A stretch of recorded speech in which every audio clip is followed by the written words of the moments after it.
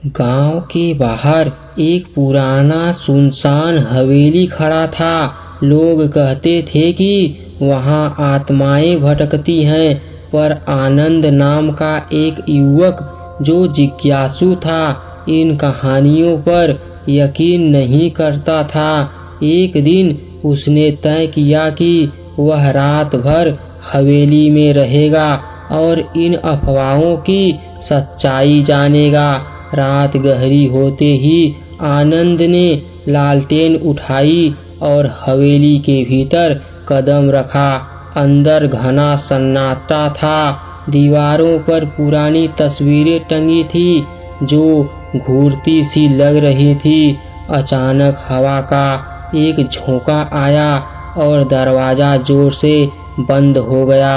आनंद ने सोचा कि यह बस हवा थी, लेकिन तभी उसे लगा कि कोई पीछे खड़ा है।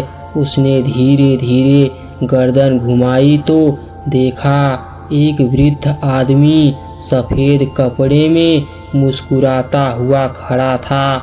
उसने धीमी आवाज़ में पूछा, बेटा, तुम यहाँ क्यों आए हो?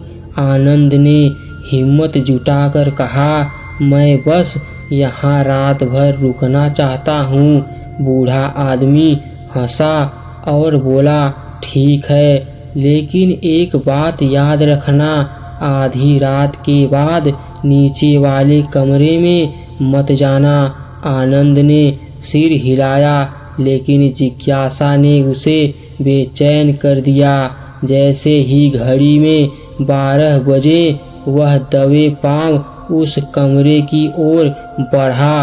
अंदर घना अंधेरा था। उसने लालटेन जलाई तो देखा एक पुराना बक्सा रखा था। धीरे धीरे उसने उसका बक्सा खोला और चौंक गया।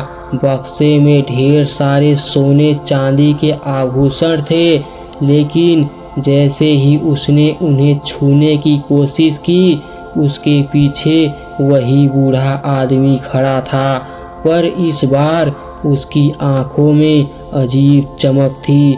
मैंने मना किया था ना? उसकी आवाज़ गूंज उठी। अचानक हवेली में जोरदार हवा चलने लगी, दीवारें हिलने लगी और बूढ़ा आदमी धीरे धीरे धुएं में बदलने लगा। डर के मारे आनंद चीखता हुआ भागा और जैसे तैसे बाहर निकला। अगले दिन गांव वालों ने उसे हवेली के बाहर बेहोश पड़ा पाया। जब उसने उन्हें सब बताया तो एक बुजुर्ग ने कहा, वह बूढ़ा आदमी उस हवेली के मालिक की आत्मा थी जो खजाने की रक्षा करती है।